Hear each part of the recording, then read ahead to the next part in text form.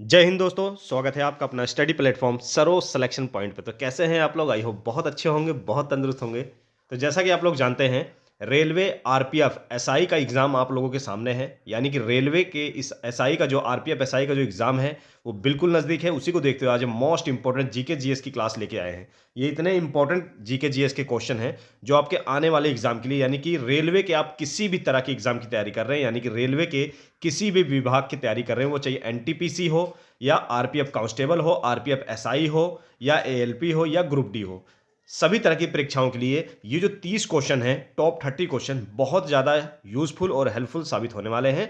तो वीडियो को अच्छे से पढ़ेंगे, सभी क्वेश्चनों को बहुत ध्यानपूर्वक पढ़िएगा और अपने दोस्तों तक भी शेयर करेंगे। चलिए, अगर चैनल पर नए हैं तो चैनल को सब्सक्राइब करें, लाइक करें और अपने दोस्तों तक भी शेयर करें। क्वेश्चन नंबर 1 की ओर चलते हैं। क्वेश्चन नंबर 1 क्या कहता है?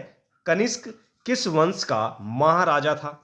महान राजा था। तो कनिष्क जो है वो किस वंश का महान राजा था? तो याद रखेंगे दोस्तों, इसका जो राइट आंसर होगा पहले वो जानेंगे। Option C, Kushan. कुषाण वंश का जो महान शासक था कनिष्क। ठीक है, याद रखिएगा। ये कुषाण वंश का जो है सबसे प्रसिद्ध राजा था। ठीक है, याद रखेंगे, सबसे प्रसिद्ध राजा था। लगभग 78 से 101 ईस्वी तक इसने जो है शासक किया, यानी कि राज किया। ठीक है, याद रखिएगा। एक चीज और, 78 ईस्वी में शक युग की शुरुआत किसने की? कनिष्क ने की। ठीक है, याद रखें, कौन से युग की? शक युग की, जिसे शक संवत भी कहा जाता है। याद रखेंगे। चलिए, क्वेश्चन नंबर 2 की ओर चलते हैं। अगला क्वेश्चन आपसे कहता है, मिट्टी को ढीला और मोड़ने की प्रक्रिया को डैश कहा जाता है। तो क्या कहा जाता है? मिट्टी को ढीला और मोड़ने की प्रक्रिया को क्या कहा जाता है? तो इसका जो राइट आंसर होगा वो होगा जुताई। ठीक है, जुताई से क्या अभिप्राय है?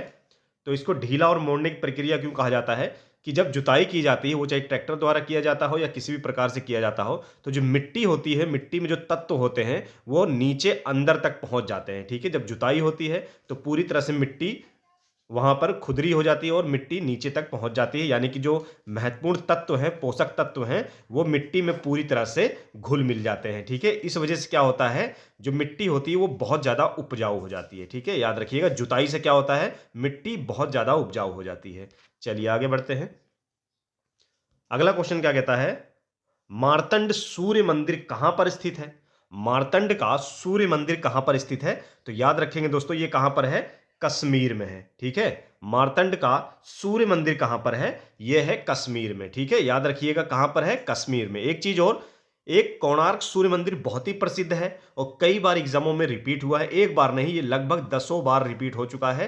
तो कोणार्क का सूर्य मंदिर, इसकी भी नॉलेज आप रखेंगे। ये कहां पर है? चलिए मैं आपको बताता हूं कौन सा मंदिर है। पहले तो आप जानेंगे कोणार्क। कोणार्क का सूर्य मंदिर बहुत ही प्रसिद्ध मंदिर है। ये कहां पर है? ओडिशा राज्य में। कहां पर है?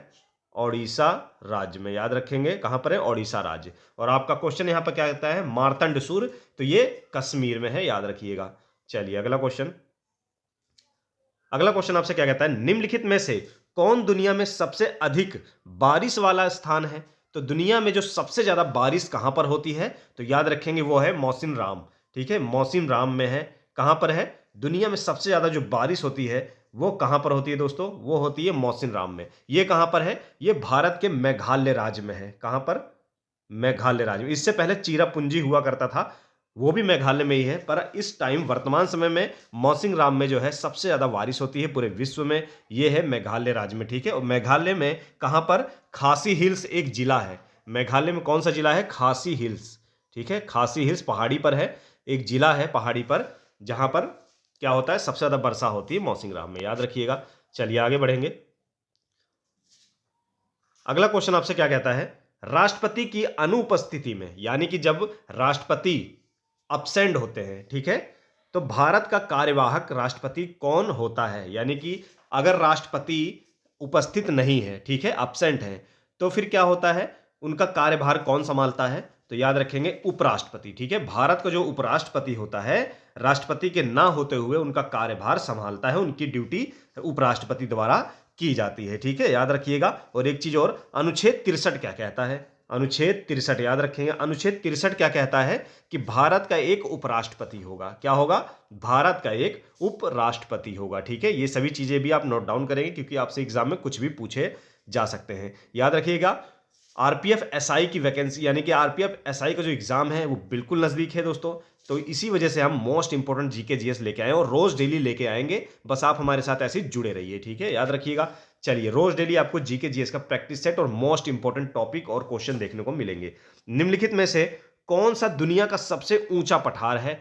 तो सबसे ऊंचा और सबसे विस्तृत जो पठार है वो दुनिया का कौन सा है? तो याद रखेंगे तिब्बत का पठार जो है ये विश्व का सबसे ऊंचा और क्या है, सबसे विस्तृत फैला हुआ पठार है, ठीक है, याद रखिएगा। इसको और क्या कहा जाता है? इसको और क्या कहा जाता है? इसको दुनिया की छत भी कहा जाता है, ठीक है। क्या कहा जाता है? दुनिया की छत भी कहा जाता है, ठीक है, किसको? तिब्बत के पठार को, याद रखिएगा। चलिए आगे बढ़ते हैं। अगला क्वेश्चन आपसे क्या कहता है? निम्नलिखित में से कौन सा भारत का 29वां राज्य बना था? ठीक है, यहां पर क्वेश्चन देखिएगा, कंफ्यूज नहीं होंगे। तो यहां पर क्वेश्चन आपसे पूछ रहा है कौन सा भारत का 29वां राज्य बना था? तो यह बना था दोस्तों तेलंगाना, ठीक है। आंध्र प्रदेश से कटकर तेलंगाना भारत का 29वां राज्य बना था। कब बना था दोस्तों? 2 जून 2014 को यह आंध्र प्रदेश से कटकर भारत का 29वां राज्य बना था। पर वर्तमान समय में भारत में कितने राज्य हैं? वो है 28 राज्य हैं, ठीक है, 28 राज्य हैं। कैसे? एक जो विशेष राज्य था जम्मू कश्मीर, जिसे अब क्या बना दिया गया है? केंद्र शासित प्रदेश, ठीक है। तो वो राज्य से हटकर केंद्र शासित प्रदेश बन गया है। तो वर्तमान समय में 29 से 28 राज्य हो चुके हैं, ठीक है, याद रखिएगा। पर यहां पर क्वेश्चन आपसे पूछ रहा है 29वां राज्य कौन बना था, ठीक है। तो कौन बना था? तेलंगाना बना था, ठीक है, 2 जून 2014 को, याद रखिएगा। चलिए आगे बढ़ते हैं। अगला क्वेश्चन क्या कहता है? चंद्रमा का द्रव्यमान क्या है? यह क्वेश्चन मैंने इसलिए डाला है, यह क्वेश्चन कई बार रिपीट हुआ है रेलवे के सभी तरह के एग्जाम में। तो चंद्रमा का द्रव्यमान क्या है? इसका राइट आंसर क्या होगा? ऑप्शन ए 7.347 गुणे 1022 किलोग्राम, ठीक है, याद रखिएगा। तो ऑप्शन ए आपका क्या है? बिल्कुल राइट आंसर है, याद रखेंगे। चलिए आगे बढ़ते हैं। अगला क्वेश्चन कहता है सहारा रेगिस्तान निम्नलिखित में से किस देश और महाद्वीप में स्थित है? तो सहारा जो रेगिस्तान है दोस्तों वो कहां पर है? इसका जो राइट आंसर होगा वो क्या होगा? उत्तरी अफ्रीका में है, ठीक है, ऑप्शन डी बिल्कुल राइट आंसर है। तो सहारा जो रेगिस्तान है ये उत्तरी अफ्रीका में है। ये दुनिया का सबसे बड़ा रेगिस्तान है, ठीक है, दुनिया का सबसे बड़ा गर्म रेगिस्तान है। कौन सा? सहारा मरुस्थल या सहारा रेगिस्तान, ठीक है, याद रखिएगा। तो ये दुनिया का सबसे बड़ा रेगिस्तान है और ये 11 देशों तक फैला हुआ है, यानी कि उत्तरी अफ्रीका के 11 देशों से होकर गुजरता है या 11 देशों में फैला हुआ है ये रेगिस्तान, जो कि विश्व का सबसे बड़ा रेगिस्तान कहलाता है। चलिए अगला क्वेश्चन क्या कहता है आपसे? अगला क्वेश्चन कहता है 1875 से 900 के बीच मुंडा विद्रोह का नेता कौन था? 1875 से लेकर 1900 के बीच मुंडा विद्रोह का नेता कौन था? तो याद रखेंगे दोस्तों, इसका जो राइट आंसर होगा वो होगा ऑप्शन ए आपका बिरसा मुंडा, ठीक है, बिरसा मुंडा। आपका ऑप्शन ए बिरसा मुंडा बिल्कुल राइट आंसर है। ये कौन थे दोस्तों? ये एक भारतीय आदिवासी स्वतंत्रता सेनानी थे। कौन था? ये एक भारतीय आदिवासी। आदिवासी किसे कहा जाता है? जनजात को, जिसे हम एसटी कैटेगरी भी कहते हैं, ठीक है, एसटी कैटेगरी भी कहा जाता है। क्या कहा जाता है? ST category. तो बिरसा मुंडा जो थे एक आदिवासी स्वतंत्रता सेनानी थे जो कि झारखंड से बिलोंग करते हैं, ठीक है, कहां से? झारखंड से। चलिए आगे बढ़ते हैं। अगला क्वेश्चन क्या कहता है? बहमनी राज्य किसके शासन में सबसे शक्तिशाली था? बहमनी राज्य किसके शासन में सबसे शक्तिशाली था? तो इसका जो राइट आंसर होगा वो क्या होगा दोस्तों? महमूद गवन। ऑप्शन डी बिल्कुल राइट आंसर है, याद रखेंगे, महमूद गवन आपका बिल्कुल राइट आंसर है, ठीक है। इनके शासनकाल में बहमनी जो राज्य था वो सबसे शक्तिशाली था, ठीक है, याद रखिएगा। एक चीज और, महमूद गवन ने क्या किया था? इसने इस्लाम जो शिक्षा है, इस्लाम की जो शिक्षा है उसको बहुत ज्यादा बढ़ावा देने की कोशिश की थी और इस्लाम शिक्षा के लिए उसने बहुत सारे मदरसे भी खोले थे, ठीक है, याद रखेंगे। क्या नाम था उसका? महमूद गवन। चलिए आगे बढ़ते हैं। अगला क्वेश्चन क्या कहता है? निम्नलिखित में से किस राज्य में भारत में वनों का अधिकतम क्षेत्र है, यानी कि सबसे ज्यादा जंगल है, वन है, वो भारत के किस राज्य में है? तो याद रखेंगे इसका जो राइट आंसर होगा वो होगा मध्य प्रदेश। मध्य प्रदेश में, भारत में, यानी कि भारत के मध्य प्रदेश में सबसे ज्यादा वन है, ठीक है, सबसे ज्यादा वन है। कहां पर? मध्य प्रदेश में है, ठीक है, याद रखेंगे। उसके बाद अरुणाचल प्रदेश आता है, फिर आपका छत्तीसगढ़ आता है, फिर आपका उड़ीसा, इस प्रकार से चलता है, ठीक है। लेकिन सबसे ज्यादा कहां पर है? मध्य प्रदेश में, याद रखना है आपको। चलिए आगे बढ़ेंगे। अगला क्वेश्चन कहता है निम्नलिखित में से कौन सा कौशल टेबल टेनिस खेल से संबंधित नहीं है? तो टेबल टेनिस खेल से संबंधित कौन कौन सी नहीं है? पहले तो हम जानेंगे टेबल टेनिस से संबंधित क्या क्या चीज है। स्पिन, ग्रिप, स्ट्रोक, ये तीनों टेबल टेनिस से संबंधित है। पर गुल्ली, गुल्ली जो है वो टेबल टेनिस से संबंधित नहीं है। गुल्ली कहां पर लगती है? आपने देखा होगा क्रिकेट में जब 3 स्टंप लगते हैं तो उसके ऊपर एक 2 गुल्लियां लगाई जाती हैं, ठीक है। तो ये क्रिकेट से संबंधित है। चलिए आगे बढ़ेंगे। अगला क्वेश्चन क्या कहता है? विनोबा भावे द्वारा भूदान ग्राम दान आंदोलन किस नाम से शुरू किया गया था? मोस्ट इंपोर्टेंट क्वेश्चन है, कई बार पूछा गया है। तो विनोबा भावे द्वारा भूदान ग्राम दान आंदोलन किस नाम से जाना जाता है? तो और किस नाम से जाना जाता है? रक्तहीन क्रांति, ठीक है। ऑप्शन डी, रक्तहीन क्रांति नाम से भी जाना जाता है, ठीक है, याद रखिएगा। क्या? रक्तहीन क्रांति। भूदान जो आंदोलन है दोस्तों, वो किस वर्ष शुरू किया गया था विनोबा भावे द्वारा? 1951 में, ठीक है, याद रखेंगे। कब? 1951 में, ठीक है, याद रखिएगा। चलिए आगे बढ़ते हैं। अगला क्वेश्चन आपसे क्या कहता है? सामान्य कर परिजन रोधी नियम, जिसे GARR का प्रस्ताव पहली बार पेश किया गया था, तो इसका जो राइट आंसर होगा क्या होगा? प्रत्यक्ष कर संहिता 2010। ऑप्शन ए आपका क्या है? बिल्कुल राइट आंसर है दोस्तों। क्या होगा? प्रत्यक्ष कर संहिता 2010, ठीक है, याद रखिएगा। तो जो ये प्रत्यक्ष कर संहिता है, जिसे GAAR भी कहा जाता है, ये किस लिए किया गया था? ये एक चोरी, यानी जो कर चोरी किया जाता था, टैक्स चोरी करते थे, उसको रोकने के लिए एक कर विरोधी कानून बनाया गया था, जिसको प्रत्यक्ष कर संहिता 2010 द्वारा लागू किया गया था, जिसे GAAR भी कहा जाता है, याद रखिएगा। चलिए आगे बढ़ते हैं। अगला क्वेश्चन कहता है सूखी बर्फ किसका ठोस रूप है? तो जो सूखी हुई बर्फ होती है वो ठोस रूप होता है कार्बन डाइऑक्साइड का, ठीक है। सूखी बर्फ कौन सी होती है? आपने देखा होगा जो पहाड़ों पर जो बर्फ गिरती है वो एक सूखी बर्फ होती है, रुई जैसी होती है, ठीक है, उसे सूखी हुई बर्फ कहते हैं। जो ठोस रूप होता है किसका? कार्बन डाइऑक्साइड का, जिसे CO2 भी कहा जाता है, ठीक है, याद रखेंगे। चलिए आगे बढ़ते हैं। अगला क्वेश्चन क्या कहता है? एक पुस्तक है, कौन सी पुस्तक है? Modi's Midas touch in foreign policy, ठीक है, के लेखक कौन है? क्या नाम है? Modi's Midas touch in foreign policy के लेखक कौन है दोस्तों? इसका राइट आंसर है Surendra Kumar. Most important book है, ये पुस्तक है, सुरेंद्र कुमार द्वारा लिखी गई है, Modi's Midas touch in foreign policy, ठीक है, याद रखिएगा। चलिए आगे बढ़ते हैं अगले क्वेश्चन की ओर। अगला क्वेश्चन क्या कहता है? धातुएं उष्मा और विद्युत की संचालक होती हैं सिवाय किसके? विस्मत के, ठीक है, सिवाय किसके? विस्मत के। आपका आंसर बिल्कुल राइट आंसर है, ऑप्शन सी बिल्कुल राइट आंसर होगा। चलिए आगे बढ़ते हैं। अगला क्वेश्चन दोस्तों क्या कहता है? सूर्योदय की अवधारणा के संस्थापक कौन थे? सूर्योदय की अवधारणा के संस्थापक कौन थे? तो याद रखिएगा महात्मा गांधी थे। मोस्ट इंपोर्टेंट क्वेश्चन है, मॉडर्न हिस्ट्री से ये क्वेश्चन कई बार पूछा गया है। सर्वोदय के अवधारणा के संस्थापक कौन थे? महात्मा गांधी थे, ठीक है। ये जो सर्वोदय अवधारणा है, इसका उद्देश्य क्या था? इसका उद्देश्य क्या था दोस्तों? इसका मकसद था कि समाज में सभी वर्गों में तरक्की मिले, ठीक है, समाज के जो सभी वर्ग हैं उसमें तरक्की, ठीक है, सर्वोदय की अवधारणा थी, ठीक है, याद रखिएगा, इसका मकसद था। चलिए आगे बढ़ते हैं। अगला क्वेश्चन आपसे क्या कहता है? ईमेल में BCC क्या है? ईमेल में BCC क्या है? चलिए जान लेते हैं। तो इसका जो राइट आंसर होगा वो होगा BCC का मतलब होता है B यानी ब्लाइंड, C मतलब कार्बन, C मतलब कॉपी, यानी कि BCC का मतलब है ब्लाइंड कार्बन कॉपी, ठीक है, ऑप्शन डी बिल्कुल राइट आंसर है। चलिए आगे बढ़ेंगे। अगला क्वेश्चन आपसे कहता है एलिफेंटा के प्रसिद्ध शैल कृत मंदिर का श्रेय किसको गया है? तो एलिफेंटा का जो प्रसिद्ध मंदिर शैल है वो जाता है राष्ट्रकूटों को, ठीक है, किसको? राष्ट्रकूटों को, याद रखेंगे। ऑप्शन सी आपका 100% क्या होगा दोस्तों? राइट आंसर होगा, राष्ट्रकूट शासकों को। चलिए आगे बढ़ेंगे।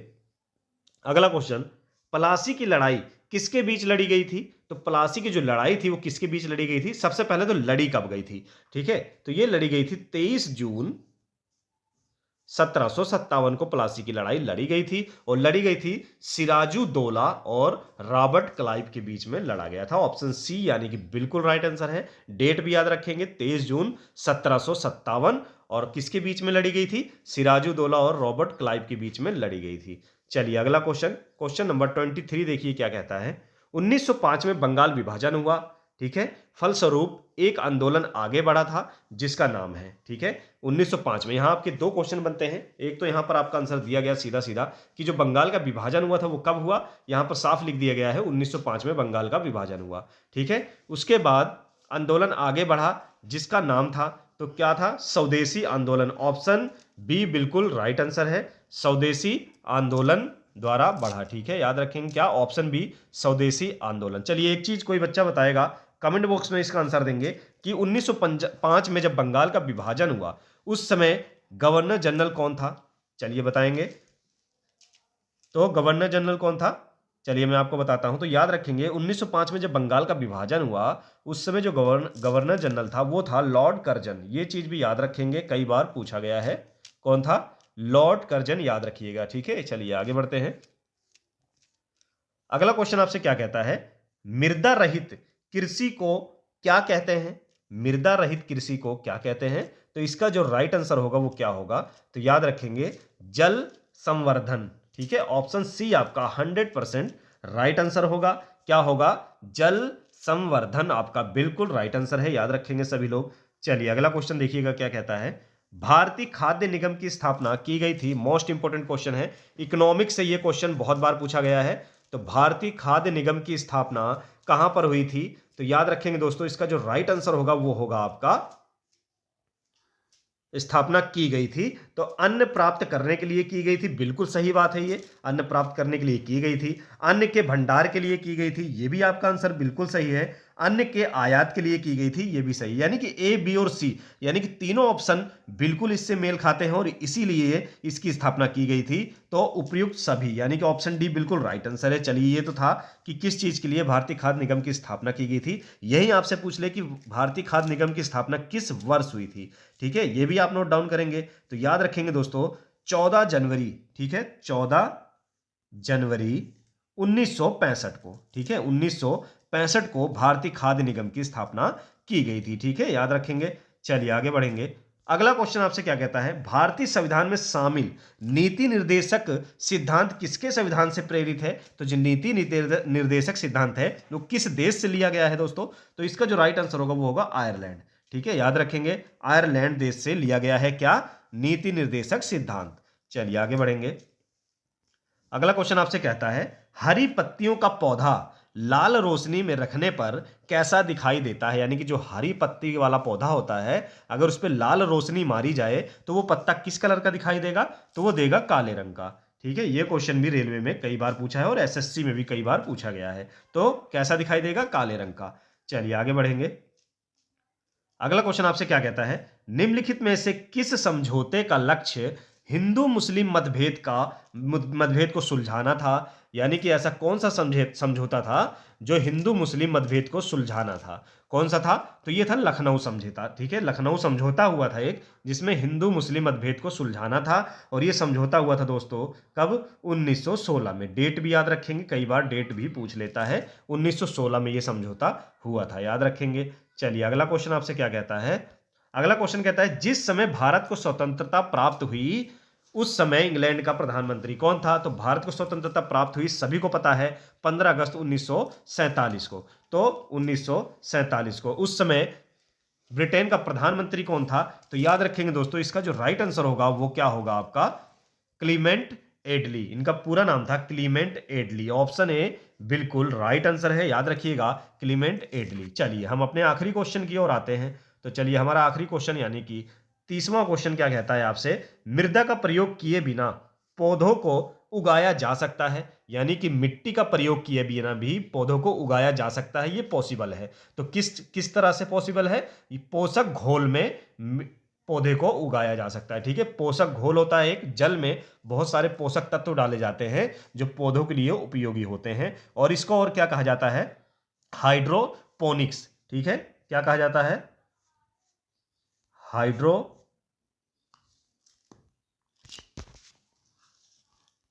हाइड्रोपोनिक्स कहा जाता है। ठीक है, याद रखिएगा ये एक पानी का घोल होता है। ठीक है, तो मृदा के प्रयोग के बिना भी पौधे को उगाया जा सकता है। बिल्कुल हाँ, ऑप्शन डी पोषक घोल या पानी के घोल या हाइड्रोपोनिक्स द्वारा उगाया जा सकता है। ठीक है, तो ये थे दोस्तों टॉप 30 क्वेश्चन अच्छे लगे हो तो प्लीज लाइक जरूर करिएगा, कमेंट बॉक्स में अपना फीडबैक दीजिएगा, हमारे साथ जुड़े रहिए दोस्तों। नए हो तो फिर से आप सब्सक्राइब जरूर करिएगा, क्योंकि रोज डेली हम जीके जीएस यानी कि रेलवे के एग्जाम के लिए रोज daily GK GS practice set आप लोगों के सामने लेके आते रहेंगे। चलिए दोस्तों, ऐसे जुड़े रहिए, प्यार दिखाते रहिए। फिर मिलेंगे नेक्स्ट वीडियो में एक अच्छे और मोस्ट इंपॉर्टेंट टॉपिक के साथ। तब तक जय हिंद।